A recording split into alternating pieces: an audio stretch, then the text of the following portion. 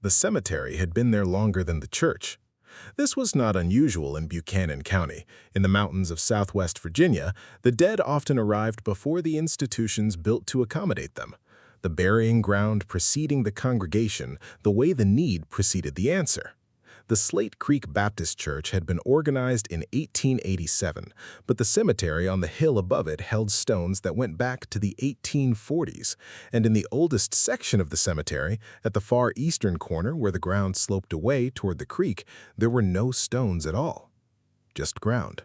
Just the particular density of old ground that had been disturbed and resettled and grown over with the decades until the disturbance was invisible to anyone who didn't know what they were looking for. The section had 6 graves. This was what the County Historical Society believed, based on a survey conducted in 1974 by a graduate student from Appalachian State University who had used ground-penetrating radar equipment borrowed from the geology department and who had documented 6 subsurface anomalies consistent with burial features in the unmarked section. The survey report sat in the Historical Society's files for 45 years. The Historical Society believed the graves belonged to enslaved people, based on the property records of the surrounding land in the antebellum period and the specific location of the church's founding congregation. They had no names.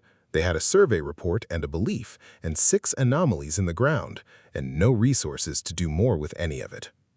Until the summer of 1919, when the vine began to grow. Part 1. The Groundskeeper. Hank Deal had been maintaining the Slate Creek Baptist Cemetery for 11 years, which meant he had mowed it and edged it and trimmed around the headstones and raked the leaves in the fall and addressed whatever the weather and the wildlife and the passage of time did to a cemetery on a hillside in Buchanan County for 11 years. He knew every stone in the place by its position, if not by the name on it. He knew the topography of the ground, the subtle rises and depressions, the drainage patterns after rain, the places where the mowers snagged on roots, and the places where the soil was softer than the surrounding ground.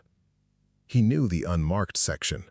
He mowed over it the way he mowed over everything else, carefully, attentively, with the respect that the job required, and that he had always understood extended to the unmarked graves the same as the marked ones, maybe more so.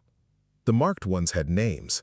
The unmarked ones had nothing, except the ground, and whoever tended the ground, and the fact of Hank Deal's mower going carefully over them twice a month from April through October. He noticed the vine for the first time on a Tuesday in late June. He was making his second pass of the month on the eastern section when the mower snagged on something it hadn't snagged on before, a resistance at the ground level, a new growth that had come up in the 2 weeks since his previous visit.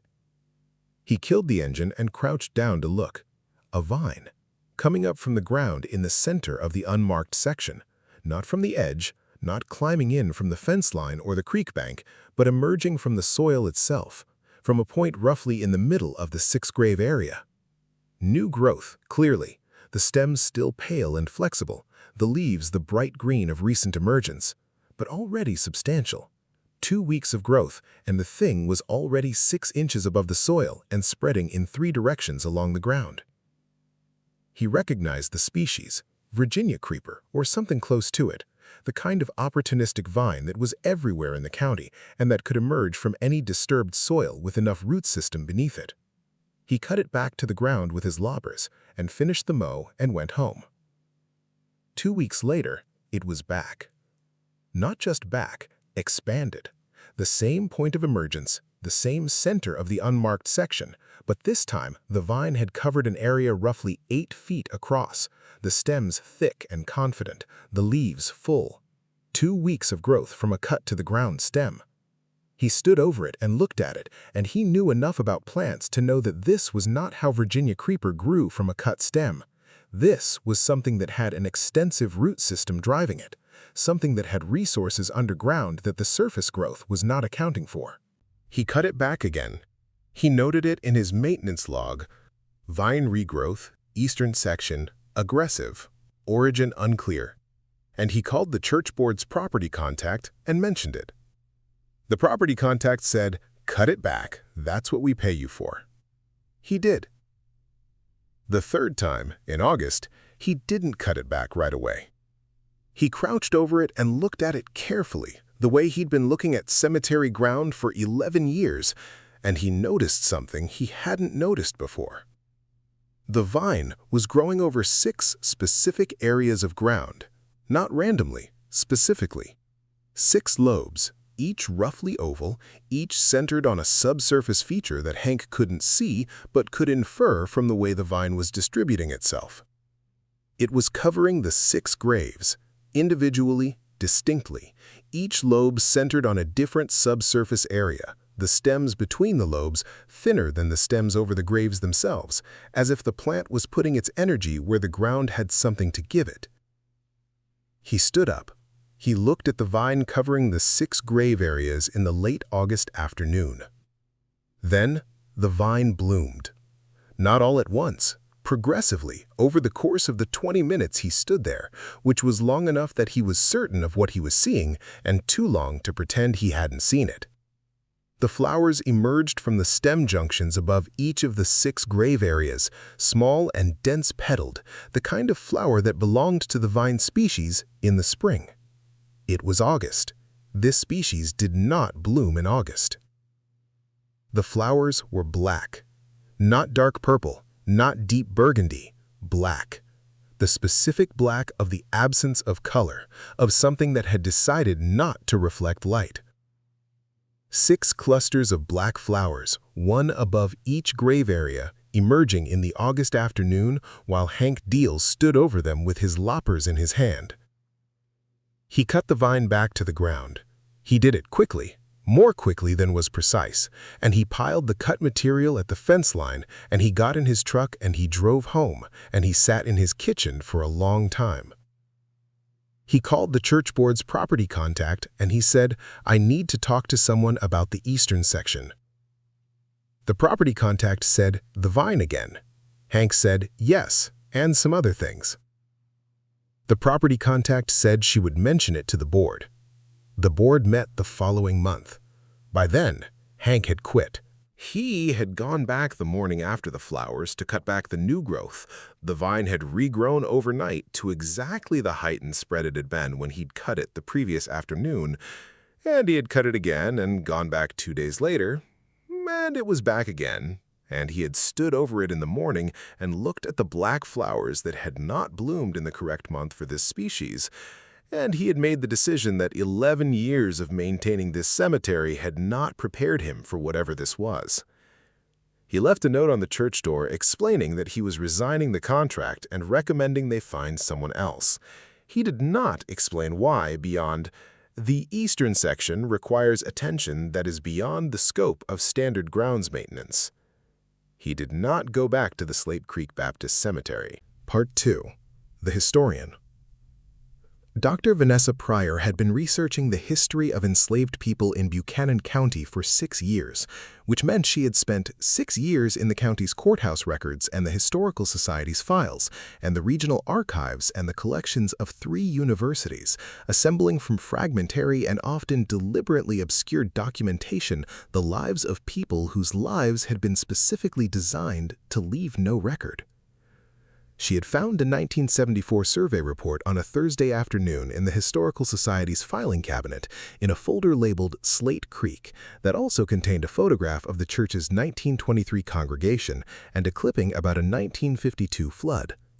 The survey report was 8 pages long and technically competent and had been sitting in that folder for 45 years without generating any follow-up. She read it twice. She looked at the survey map with the 6 anomalies marked in the eastern section. She read the surveyor's notes on the anomalies, the depth, the dimensions, the soil disturbance patterns consistent with hand-dug burial features from the mid-19th century. She drove to Slate Creek the following Saturday. The vine was substantial by then.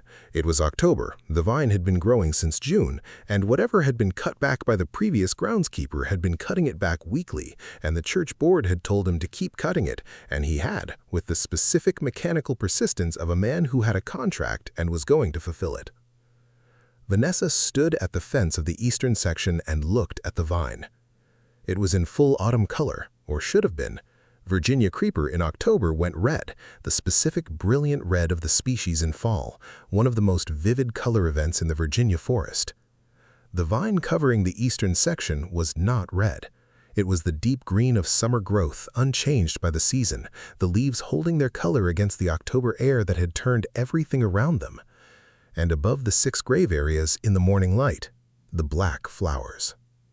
She stood at the fence for a long time. She had a camera and a notebook and the 1974 survey report folded in her jacket pocket. She had 6 years of research and the specific knowledge of what this section of the cemetery most likely contained, and the additional specific knowledge of what it meant for a vine to bloom black out of season over the ground where those people were buried. She opened the fence gate and she went in. She photographed the vines systematically, the distribution of the stems, the 6 lobes over the grave areas, the flowers. She took soil samples from between the grave areas and from the grave areas themselves. She measured the spread of the vine and the diameter of each lobe. She did everything a researcher did when they encountered something that required documentation. Then she got as close as she could to the center of the largest lobe, and she put her hand flat on the ground, and she pressed down. The soil was warm. Not air temperature, warmer than the surrounding air, warmer than the surrounding soil she had pressed her hand against for comparison. The soil over the grave area was generating heat, or retaining heat, or had a thermal property that the rest of the eastern section ground didn't have. She pressed her hand against each of the 6 lobe areas in turn, all of them warmer than the surrounding ground, the warmth consistent across all 6. She was sitting back on her heels making notes when she noticed the 7th area. Not a lobe. The vine didn't cover it the way it covered the 6 grave areas. It was at the edge of the vine's spread, at the easternmost point of the eastern section where the ground sloped toward the creek, and what marked it was not the vine, but the ground itself. A slight depression, barely visible, the kind of depression that old burial features produced as the soil settled over decades, as what was below compacted and the surface responded. She had learned to see these depressions in 6 years of fieldwork in old cemeteries. She almost missed it. She almost missed it because the vine's root system was growing toward it. The stems above the ground moved away from this point. The vine had not covered it. But below the ground, in the root structure she could feel when she pressed her hand against the soil near the depression, the roots were oriented toward it, moving toward it as if the thing under the depression was what the vine was rooted in. She called the Historical Society director that afternoon. She said, "I need ground-penetrating radar equipment at Slate Creek Baptist Cemetery as soon as possible." The director said, "For the 6 graves?" Vanessa said, "For the 7. Part 3. The 7th. The GPR survey was conducted on a Saturday in November by a team from Appalachian State. A different team, different equipment, 45 years more advanced than the 1974 survey. Vanessa was there. The new groundskeeper was there. The church board sent 2 members. Hank Deal was not there, but he had heard about the survey from the property contact, and he drove to the church that morning and sat in his truck in the parking lot without going in. He sat in his truck because he needed to know, and he wasn't ready to go in. The survey confirmed the 6 original anomalies, the 6 burial features the 1974 survey had found, consistent with mid-19th century hand-dug graves. The dimensions, the depths, the soil disturbance patterns. 6 graves as believed. And a 7th. Deeper than the 6, significantly deeper, the 1974 equipment would not have reached it, which was why it hadn't been found. The dimensions were different from the 6, not a standard grave shape, not the rectangular feature of a burial, more complex. The GPR image showed a feature that the survey team's lead, a woman named Dr. Chen who had been doing this kind of work for 20 years, described as unusual in a way she would need to analyze further before characterizing. She said, "There's something in it, not remains, something that was placed there deliberately. The density signature is different from bone." Vanessa said, "When was it placed?" Dr. Chen said, "I can't date it from GPR. The soil disturbance around it is significant. It's been disturbed more recently than the 6 graves, more recently than the 19th century. I'd need excavation to give you more." Vanessa looked at the depression in the ground. The vine grew all around it, but not over it. The stems gave the depression a wide berth, the lobes of the 6 graves surrounding it at a distance, the root structure moving toward it underground while the surface growth stayed away. She said, "What do you think it is?" Dr. Chen looked at the GPR image on her tablet. She said, "It looks like a container, something enclosed. The density is consistent with wood, old wood, degraded but still present, and inside the wood signature, something denser." She looked at Vanessa. She said it looks like someone buried something there deliberately, in the same ground as the 6 graves, using the graves as the location. Like whatever is in the container needed to be in this specific ground. Vanessa thought about the vine. She thought about the 6 lobes over the 6 graves and the root system moving underground toward the 7th feature. She thought about the black flowers in August and the warmth of the soil in October and the 1974 survey report that had found 6 anomalies and missed the 7th, because the 7th was deeper than the equipment could reach. She thought about the 6 people in the 6 graves and what it meant for someone to bury something in the ground with them, in their specific ground, and what it meant for a vine to grow out of that ground and bloom black in the wrong month and put its roots toward whatever was in the container. She thought about the fact that the vine had started growing in the summer of 2019. She thought about what had happened in the summer of 2019 that might have disturbed the ground enough to start the vine growing. A dry summer, the driest on record for the county in 30 years.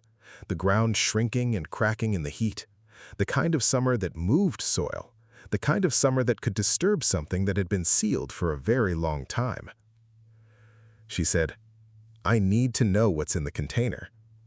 Dr. Chen said, "That requires excavation, and excavation of a burial site requires—" Vanessa said, "I know what it requires." She looked at the depression in the ground. The vine gave it space. Even underground, the roots approached but did not enter the area directly above the container, as if whatever was in the container was something the vine recognized and maintained a distance from. As if whatever was in the container was something older than the vine, older than the graves, older than anything that had been done to those 6 people in this ground, and the vine knew it and was careful around it. The permit process for excavation of a potential burial site in Virginia was lengthy. Vanessa knew this. She began the process that week, and she expected it to take a year, and it took 14 months. And on the day the excavation team broke ground at the 7th feature, she was there with her notebook and her camera and the 1974 survey report folded in her jacket pocket. She did not go into the excavation area when they opened the feature. She stood at the edge and she watched.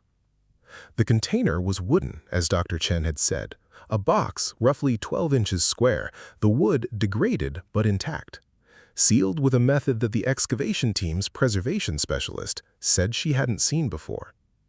Inside the box, a collection of objects that the specialist documented carefully, each one photographed and cataloged before it was touched.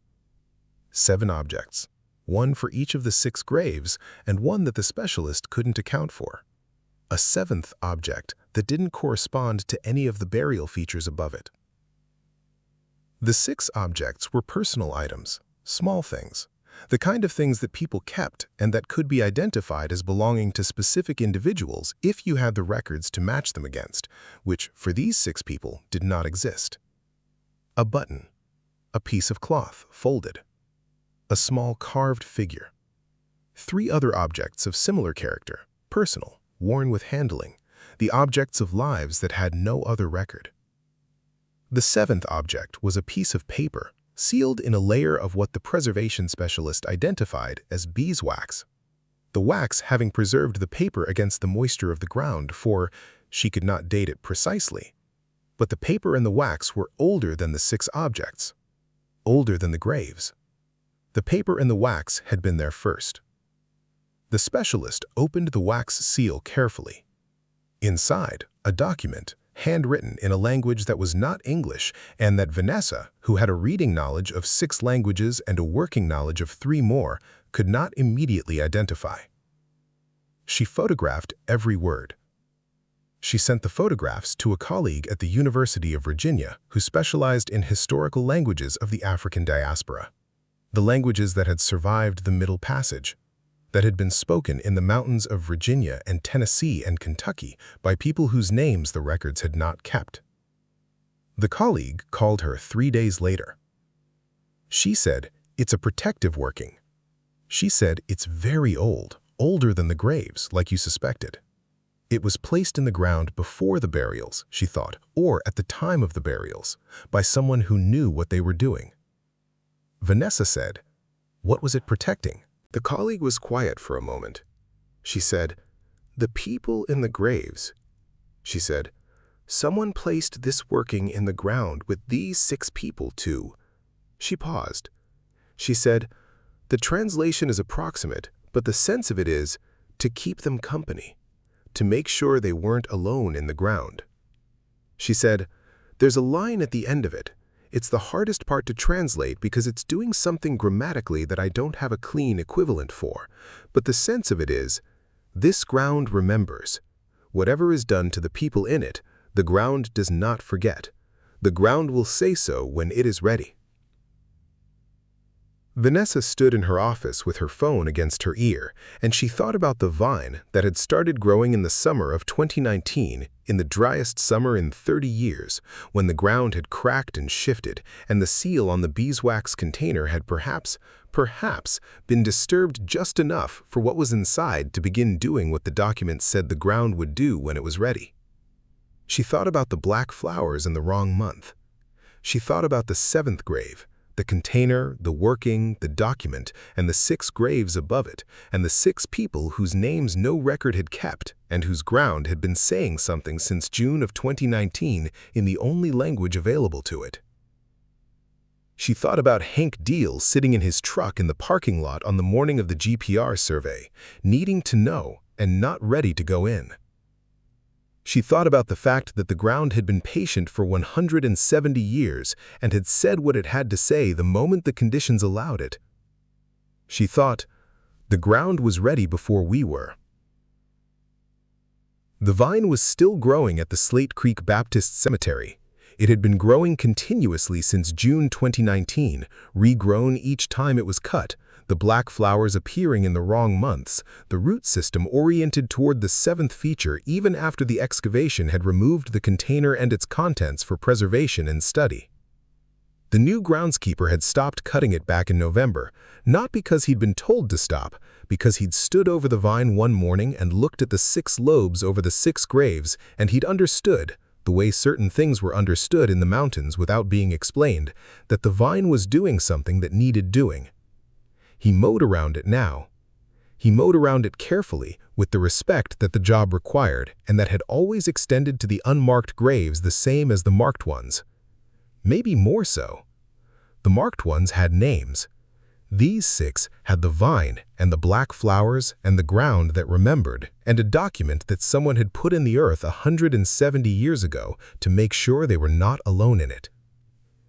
It was not enough. It was what there was.